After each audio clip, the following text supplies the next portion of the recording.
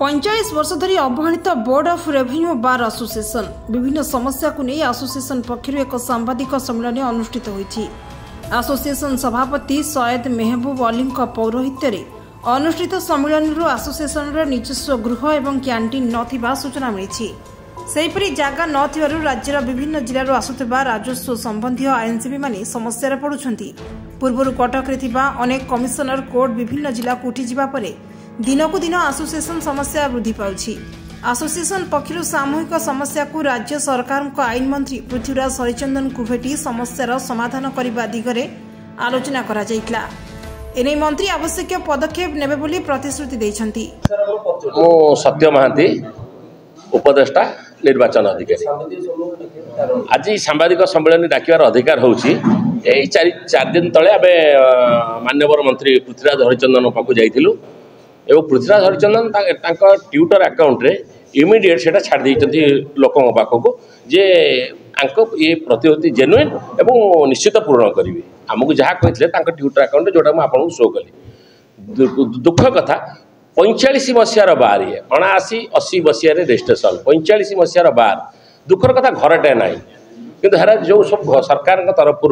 जेकोसी सरकार हो पूर्व सरकार हो विभिन्न प्रकार घर जोगे दिया कि गोटे बार ओडिशार गोटे बार हूँ रेवेन्यू बार हाईकोर्ट बार जमी गोटे रेवेन्यू बार सेमती गोटे गोटे तो ओडिशा सारा लोकंर काम ये काम पड़े किंतु दुख कथा ये गोटे बार घर निजस्व घर ना जदि आम मेम्बर अधिक आम 2 स्टोरी बिल्डिंग करें आकोमोडेसन दे पारूँ। ओडिशार विभिन्न प्रांतर अन्य वकिल मैंने भाई मैंने आसुँच स्वतंत्र व्यवस्था ये किसी ना कारण आम तो बस जगह नहीं से कौन ये छिड़ा गस्तले छिड़ा क्लाएंट को बुझेबे विभिन्न कथा बहुत समस्या आम सम्मुखीन पानी जोटा सुविधा नहीं यहाँ निश्चय गोटे वकिल मैंने टे पा आम कौन खराब पानी तो समस्ते पूछते निर्भर कर पानी तो समस्या अच्छी पानी खाली समस्या हम नहीं 1400 मेम्बर जोड़िए लैट्रिन बाथरूम लेडीज मैंने कौट जी जेंट्स मैंने कौट जी जदि आगामी दिन में एक कथा न हुए आम डेमोक्रेटिक वे गणतांत्रिक प्रथा माध्यम आम आंदोलन को ओह्लैबू बाध्य हम ओह्लैया किंतु मंत्री बा सरकार निर्भर प्रतिश्रुति देते प्रशासन निर्भर प्रतिश्रुति मु प्रथमे मीडिया पर्सन को मु धन्यवाद दूची। आमर जो समस्या गुड़िक रही आम आपण मान जरिया सरकार को जनइबू से डाकिलु पानीय जल ठू आरंभ करी एठारे आमर जो होटेलटी रही से भग्न अवस्था किसी ना आम वकिल होचु ऑफिसर्स ऑफ द कोर्ट आम जो भाया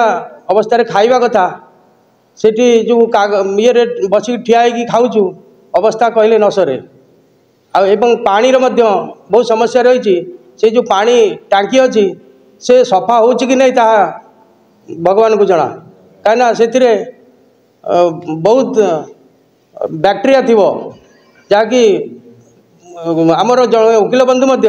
चली जाइछंती ये परमानेंट घर पर आम सरकार को आम आईन मंत्री पृथ्वीराज हरिचंदन को दरखास्त दे आसु से भी प्रतिश्रुति देते यथाशीघ्र आमको करके देवाई जदि से न करती आम गणतंत्र उपाय प्रतिवाद करने चेष्टा करूँ। कटक पूर्णचंद्र स्वाईं रिपोर्ट ओडिसी खबर।